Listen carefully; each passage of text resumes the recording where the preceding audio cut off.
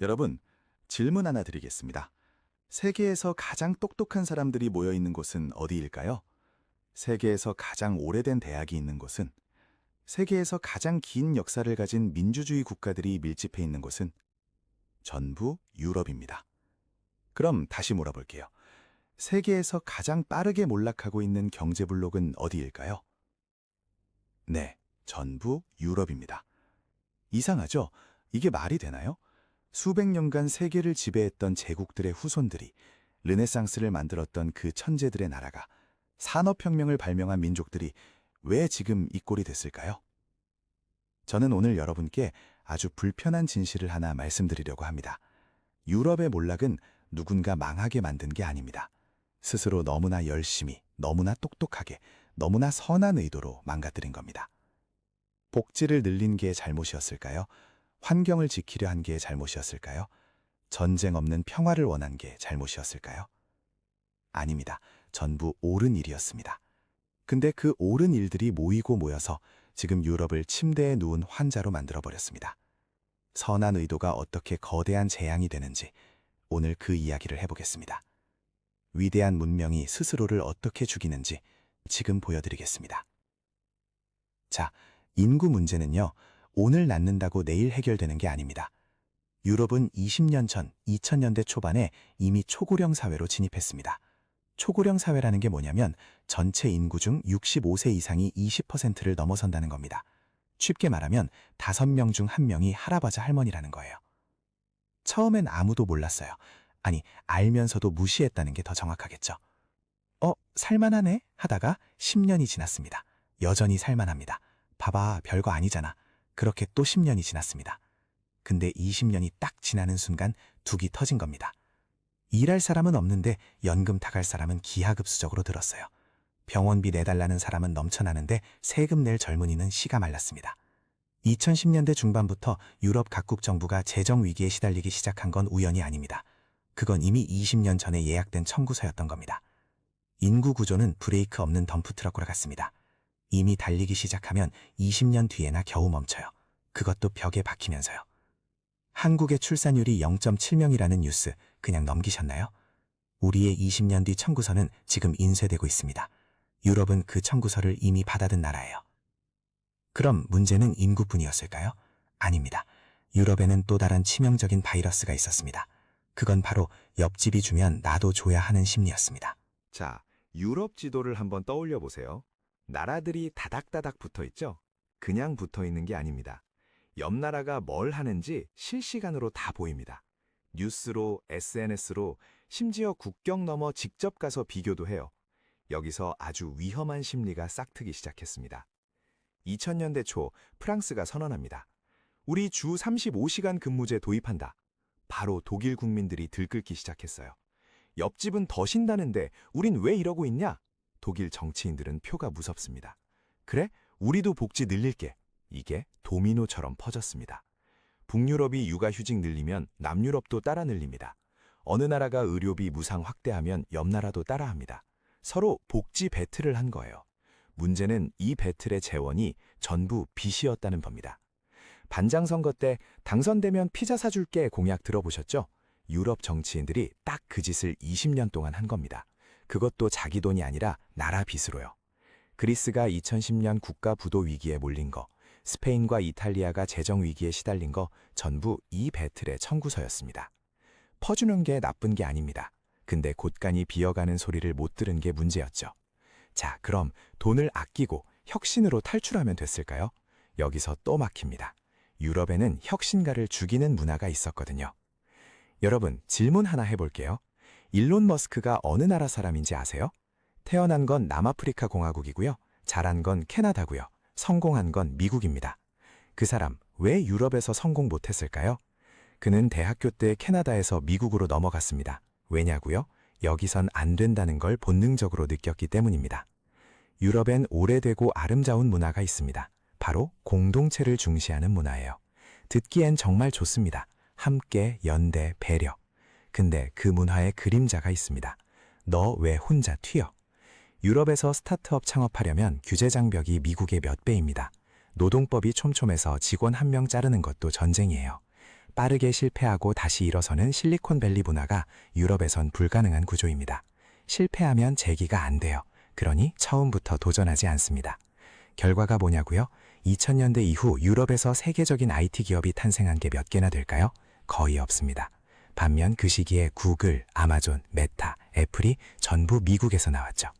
유럽의 똑똑한 젊은이들은 다 짐 싸서 대서양을 건넜습니다.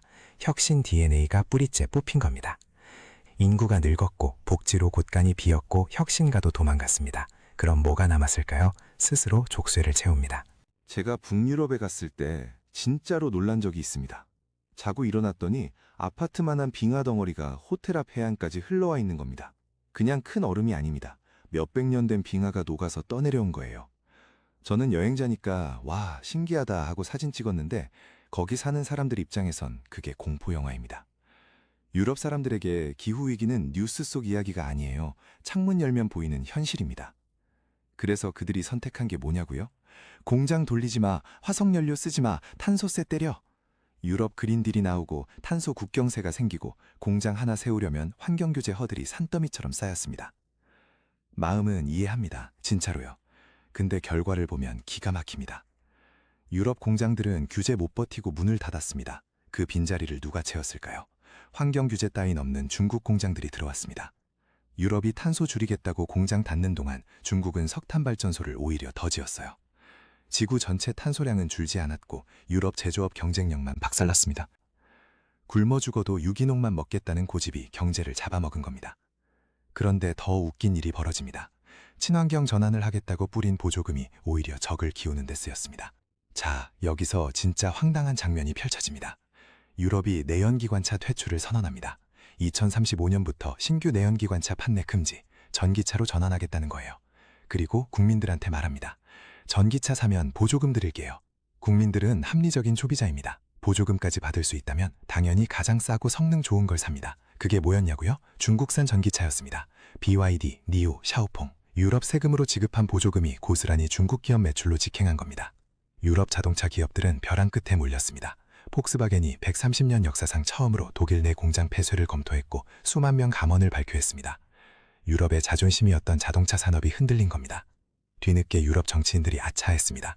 서둘러 중국산 전기차의 관세를 왕창 때리고 내연기관 금지 정책도 슬그머니 연장하기 시작했습니다. 어떤 나라는 원전도 다시 짓겠다고 말을 바꿨습니다. 근데 이미 늦었어요. 전기차 기술 주도권은 중국과 미국이 나눠 가져갔고 유럽 자동차 기업들은 그 틈을 따라가는 신세가 됐습니다. 내 돈으로 상 차리고 남 잔치 열어준 꼴입니다. 자, 제조업이 흔들렸으면 IT라도 강해야 하는 거 아닌가요? 근데 거기도 문이 막혀 있었습니다. 이 질문을 한번 해보겠습니다. 유럽 빅테크 기업 떠오르는 거 있으세요? 구글, 미국입니다. 아마존, 미국입니다. 알리바바, 중국입니다.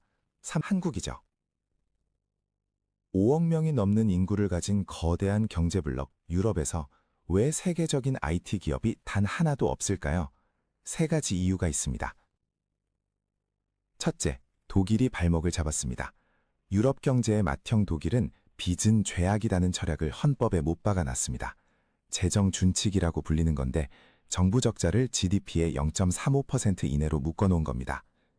2000년대 초 인터넷 인프라와 디지털 기반에 돈을 쏟아부어야 할 시기에 독일은 허리띠를 졸라맸습니다. 그 타이밍을 미국이 먹었습니다. 둘째, 언어 장벽이 혁신을 막았습니다. 유럽은 24개의 공용어가 있습니다. 독일 개발자와 프랑스 기획자, 이탈리아 디자이너가 모여 일하려면 영어로 소통해야 하는데 그 영어가 모국어인 사람들이 만든 기업과 싸워야 합니다.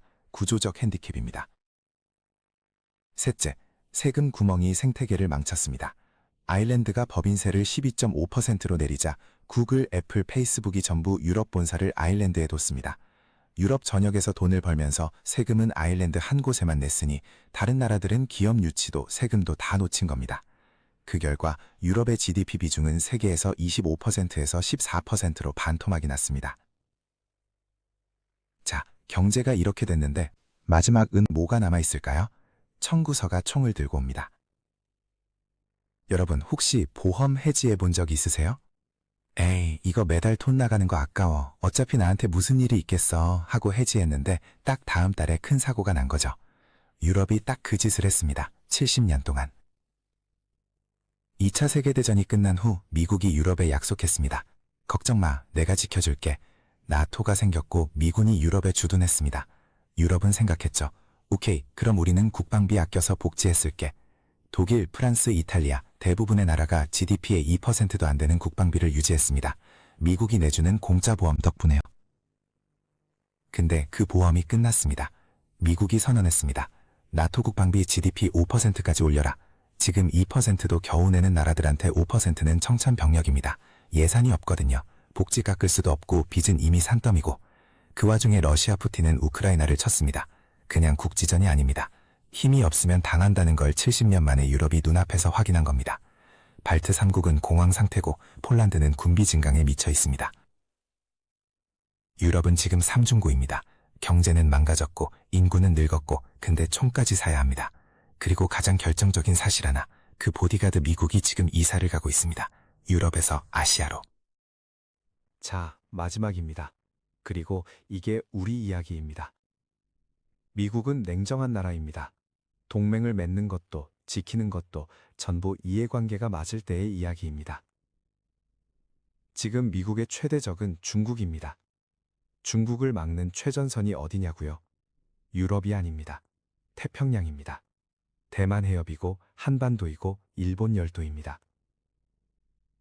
미국 입장에서 한국과 일본은 단순한 동맹국이 아닙니다. 중국과의 전면전이 벌어졌을 때 없어선 안 될 전략적 거점입니다. 그래서 미국이 요즘 우리한테 하는 요구들이 범상치 않습니다.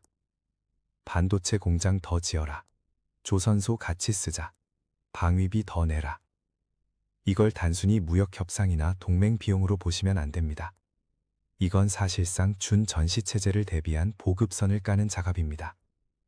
군대가 싸우려면 총이 있어야 하고 배가 있어야 하고 반도체가 들어간 무기가 있어야 합니다.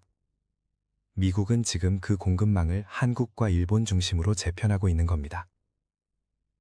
우리 국방비가 늘어나는 거, 우리 기업들이 미국의 요청을 받는 거, 어떻게 보면 우리도 모르게 이 거대한 지정학 체스판 위에 말이 되고 있는 겁니다.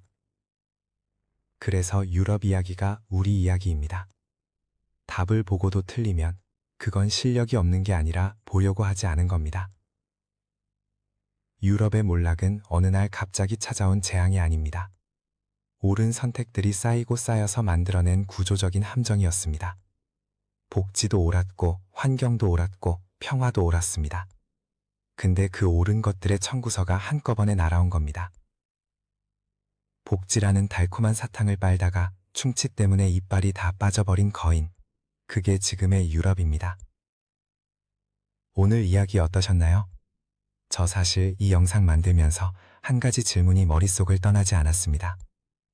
우리는 이 교과서를 보고 있는 걸까? 아니면 똑같이 따라 쓰고 있는 걸까? 그 답은 여러분이 더 잘 아실 것 같습니다. 댓글로 한 가지만 남겨주세요. 유럽처럼 되지 않으려면 우리가 지금 당장 바꿔야 할 것 한 가지가 뭐라고 생각하세요? 여러분의 생각이 궁금합니다.